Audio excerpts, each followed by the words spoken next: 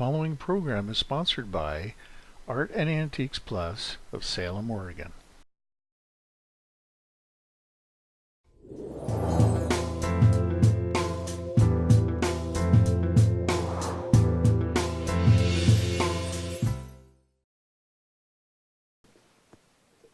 Hello, I'm Patty Milne, and this is the Milne Report. If you have not received your ballot for the May 17th primary election, call your local county elections office. If you live in Marion County, that number is 503-588-5041. If you live in Clackamas County or Lynn County, or if you're able to watch this program and maybe you live in Polk County, it's really easy to Google it or look in your phone book or get that number. But let them know you didn't get your ballot. Even our Secretary of State, Jean Atkins, acting Secretary of State, appointed Secretary of State until election later this fall, has said in her letter to fellow Oregonians, by many accounts, this is one of the most historic election years in recent memory. That's true, excuse me, and that's true for a lot of reasons. And she goes on to tout how here in Oregon we make sure everybody gets a ballot. It's easy to vote, and we're going to make sure everyone has the opportunity to vote. Oh, by the way, you have to be eligible to vote. I'll talk more about that in just a minute. You might be aware of the new law called Motor Voter. So when you go to get your driver's license, perhaps you've just moved to Oregon, or also maybe you've changed your residence. Maybe you lived in Portland and now you live in Silverton. You need to change your information on your driver's card. But let's just focus for a moment on people who are new to the state of Oregon. You go to get your driver's license, and I was just to the DMV in Woodburn recently to renew my driver's license, and it was a very good experience. I think I was there all of 5 minutes, and it was click, click, click, and you're done. However, I took with me my passport as proof of my eligibility to get a driver's license and also my eligibility to vote. Along with where I live, and that I had not changed my residence. If you are new to Oregon, if you have recently gone to the DMV to get your driver's license, or if you're planning to do so, you will be automatically signed up as a voter, as a qualified voter in the state of Oregon. Now keep in mind that it is your responsibility then, within a very short period of time, to notify the Secretary of State's office which party you want to be affiliated with. That could be the Democrat Party, the Republican Party, or the new Independent Party of Oregon. You may also be a member or want to affiliate yourself as a registered voter with the Green Party, the Constitution Party, or whatever. But now in Oregon there are 3 major parties. Again, Republican, Democrat, and Independent Party of Oregon. And when you get your driver's license, you have to take personal responsibility to let them know which party you will be affiliated with, because that makes a difference in which ballot you get. Now, if you haven't done all this, you won't be able to vote in the primary. But I mention it because 2 reasons. First of all, there are reports of people who have recently gotten their driver's license and are now automatically registered voters. However, they've already received a ballot that does not affiliate them with the party of their choice. Now, how this happened, this error, this mistake, I don't know. But it's important for you to know if, in fact, you have received a ballot. And it's sounding to me, from reports I've heard, that even if you didn't recently get a new license or you're new to Oregon, it appears that even people who've been registered for a while are not getting the proper ballot. look closely at your ballot, and it will say right on the top of it, I checked mine, which party, because those are the candidates in the primary. Each party is choosing their candidate to go into the general election. So, double check your ballot. If your name is incorrect on the ballot or an incorrect address, let your local county elections office know, because there's still a little window of time here that you can get the proper ballot. Now, that causes a few problems in and of itself. What if I have two ballots? The question has arisen on what happens if I get two ballots. And what if I've already filled one out and now I'm getting a second ballot? Because it's very, very clear that it is against the law to vote more than once in an election or cast a fraudulent ballot. I bring this up, I mention this to you because I read an article in the paper just a day or two ago where this issue of people getting the wrong ballot has come up, and the Secretary of State's office, I believe it was somebody in the Secretary of State's office, said, oh, not a problem, when the second ballot comes, just fill it out. No, you can't do that. It is against the law to vote more than once in an election. You've already filled a ballot out, you put it in the mail, maybe you put it in a drop box at many of the sites that are convenient for you to drop your ballot. And on the other hand, the Secretary of State's office is saying, no problem, and when your second ballot comes, we'll process it and the first one won't count. How do we know that the first one won't count? How can the Secretary of State's office tell you to vote twice when it's clearly against the law to vote twice?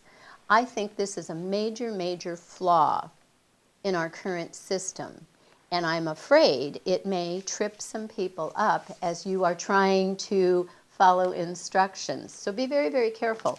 And I'm taking this information I'm sharing with you out of the voter's pamphlet that you should have received, and I do suggest that you read it.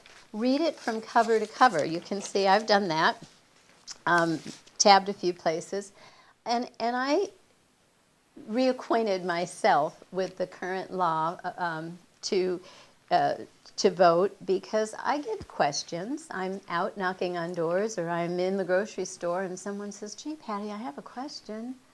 And I want to be certain that I'm giving them an accurate answer. And believe me, if I don't know the answer, if I don't know in a matter-of-fact way that I have the proper answer, I tell people, call your local elections, or go to the Secretary of State's website, or open up your voter's pamphlet. A lot of information is in here. And if you're not certain what it means, if you feel you're getting conflicting instructions from the Secretary of State's office, or maybe from your local county clerk who's in charge of elections at the county level, those conflict with the Secretary of State, call. The people at the Secretary of State's office are extremely helpful, I can tell you that.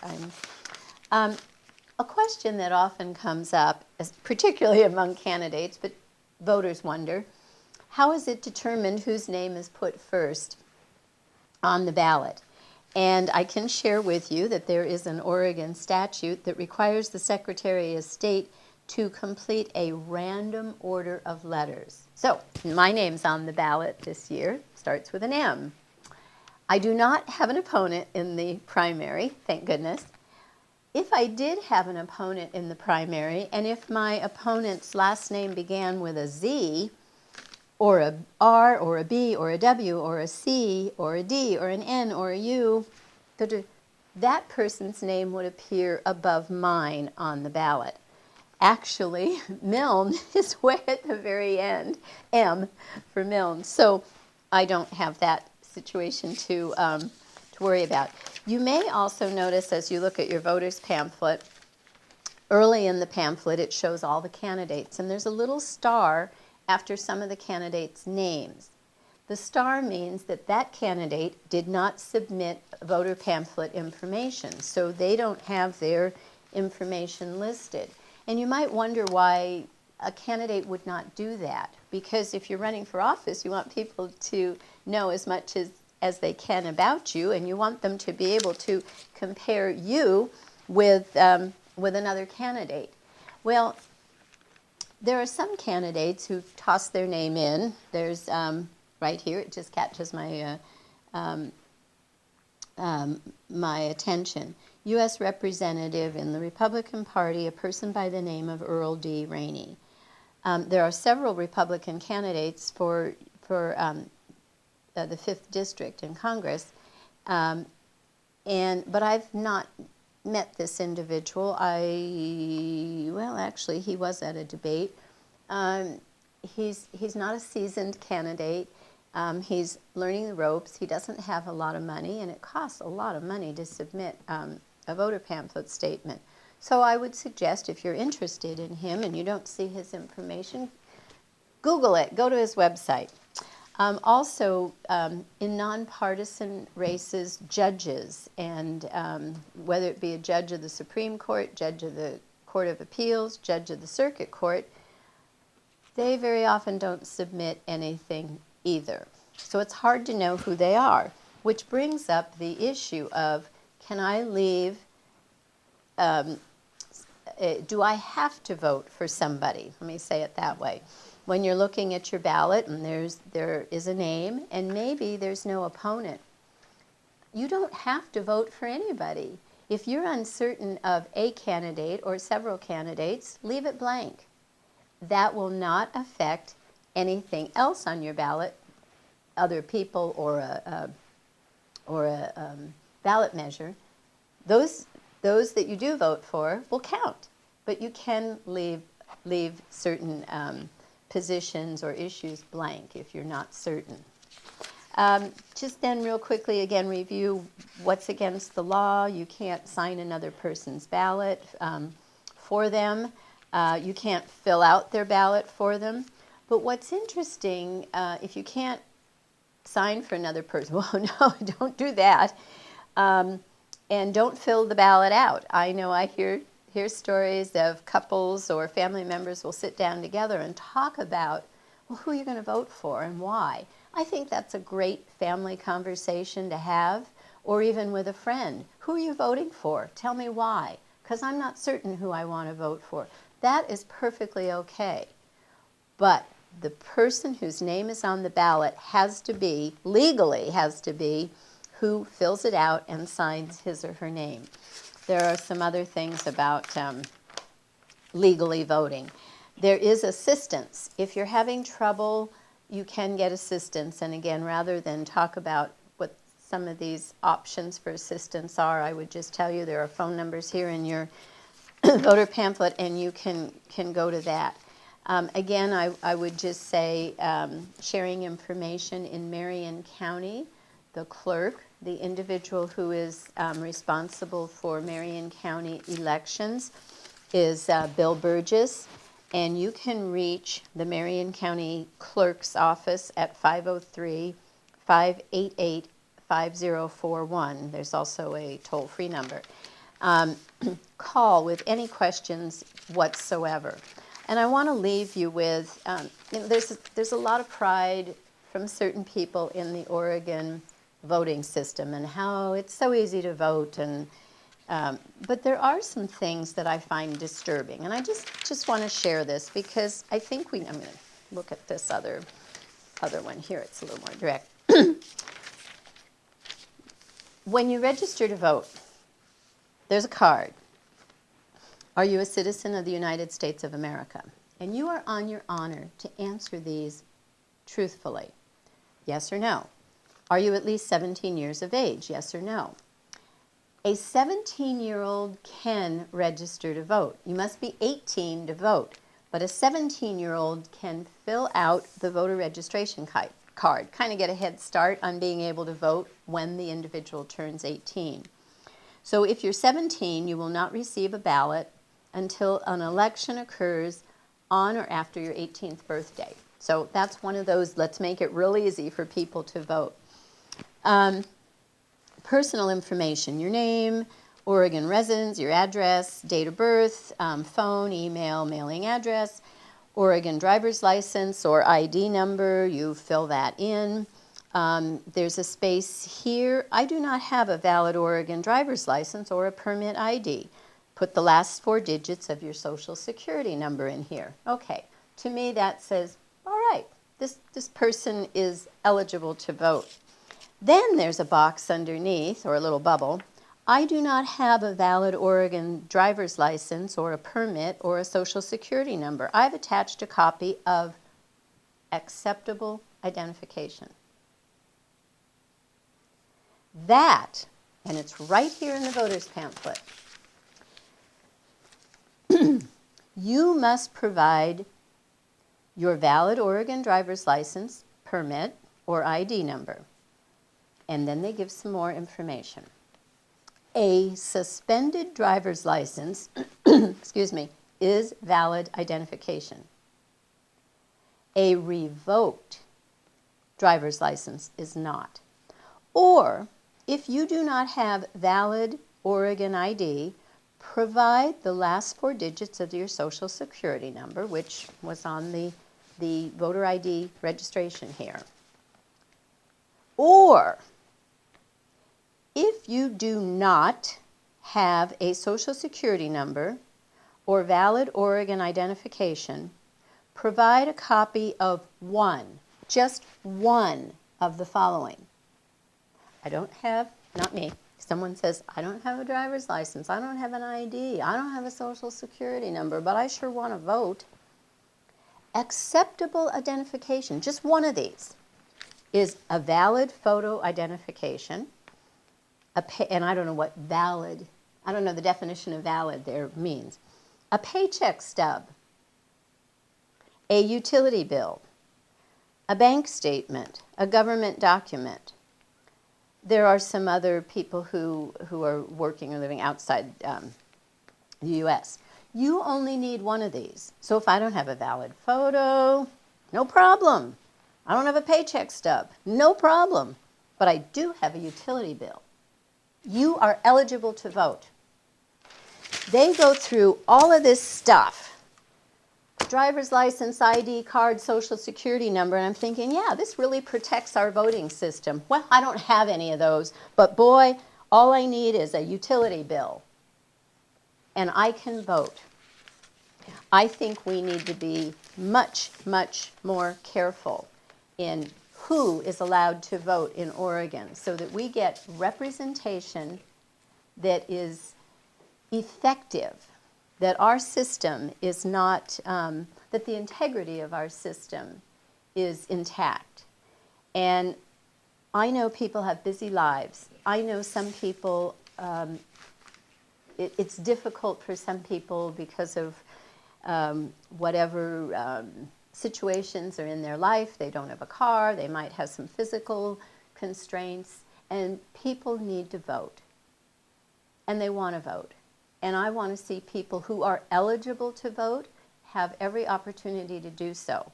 But if all you need, I just read that to you right out of the voter's pamphlet statement. It said, if I don't have a valid ID, if I don't have a social security number, one of the following that has my name and a current address, it could be a utility bill, I can vote. I don't think that's enough. But again, I want to, in closing, encourage you to read the voter's pamphlet, study the issues. If there are, you might have, there could be some local, depending on where you live, there might be a bond, a fire bond or something. And look at the information that the candidates have provided. Most candidates also give you their website information. Check it out, talk to friends and relatives, learn more about who you're voting for before you vote. This is Patty Milne for the Milne Report.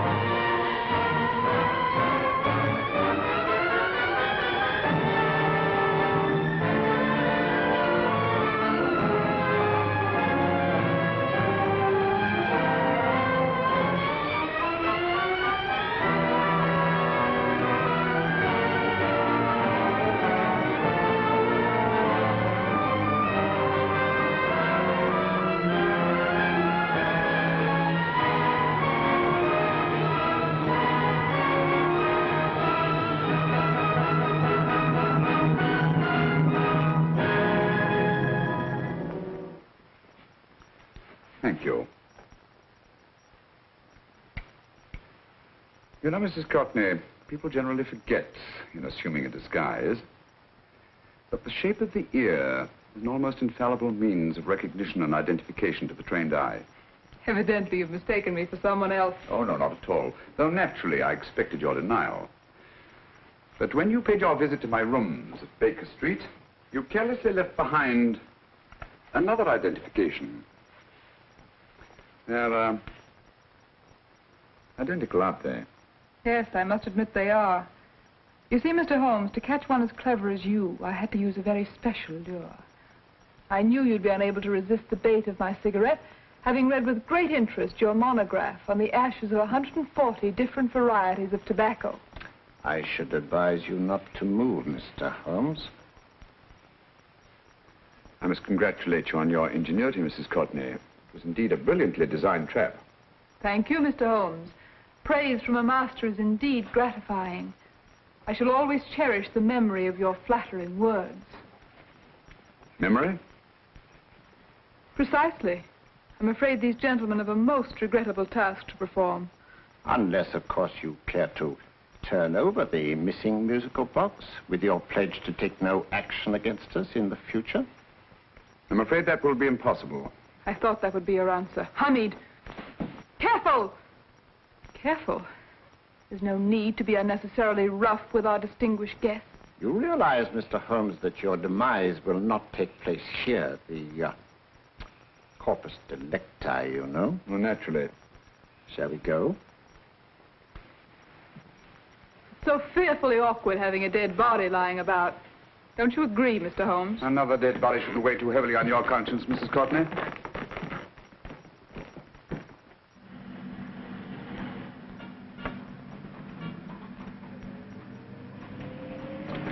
You mind if I have a cigarette? I don't see why not.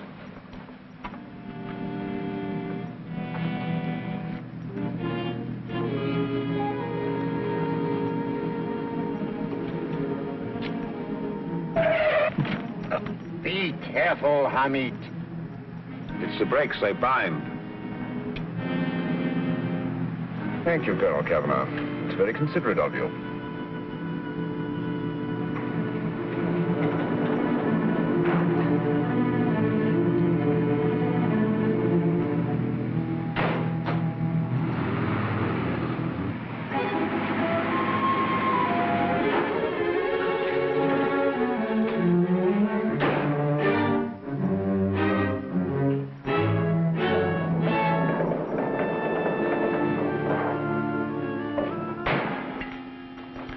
You'll be happy to know, Mr. Holmes, that your death will be a painless one. Hamid, attach this to the motor of the taxi. That little attachment, my dear Mr. Holmes, contains the deadly fluid known as monosulfide. The Germans use it with gratifying results in removing their undesirables.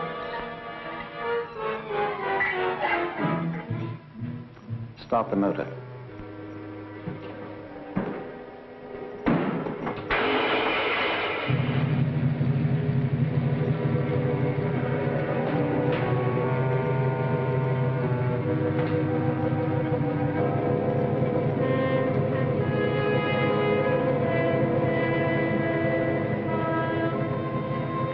Tape his mouth.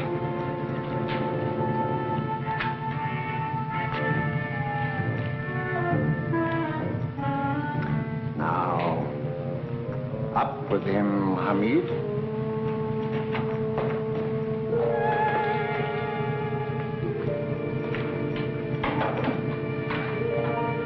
You find yourself like Muhammad's coffin, Mr. Holmes, suspended between heaven and earth. Plenty of fuel in the tank?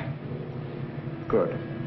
It would be too bad to have anything go wrong through so simple an oversight.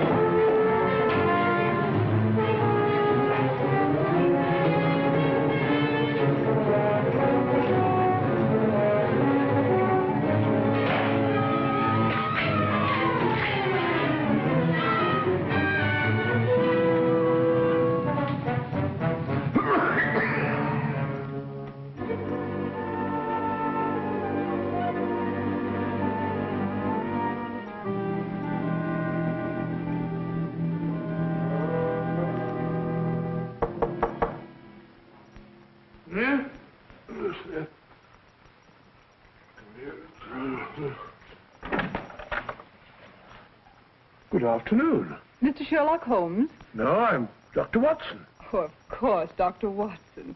How stupid of me. Oh, so stupid of me. Won't you come in? Well, I really came to see Mr. Holmes. Oh, I'm afraid he's out. I don't know when he'll be back. Perhaps there's something I can do. Won't you sit down? Thank you.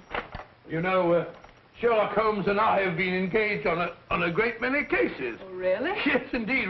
As a matter of fact, this very moment we're involved in one of the most baffling... Oh, well, won't you tell me your trouble, and I may be able to help you. That's very kind of you, Dr. Watson. Perhaps if I wouldn't be imposing too much. Imposing? Oh, there's no imposition at all. A pleasure, I assure you. Now, tell me all about it, Miss Williams. Mrs. Williams. I live in Surrey, Dr. Watson, and I've come up to London in sheer desperation. My only sister has disappeared, and the local police seem utterly unable to find her. Well, Holmes and I solved a case exactly like that once. Very interesting, as far as I remember.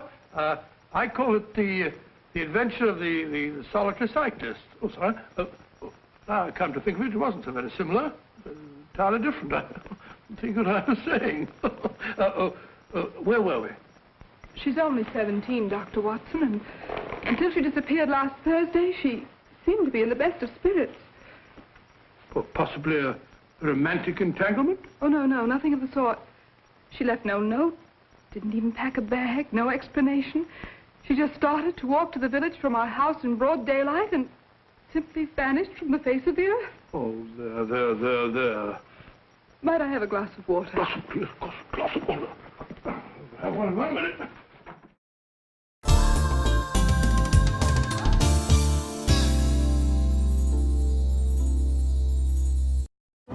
You make me wear my bike helmet. You taught me never to run with scissors.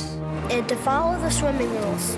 You tell me to stay away from drugs. To always buckle my seatbelt. So why do you keep a loaded gun in your drawer? How safe is that? You asked them to follow some safety rules. Now they're asking you. In fact, they're counting on you. Never let your gun get into the wrong hands. Remember, always lock it up. Visit ncpc.org.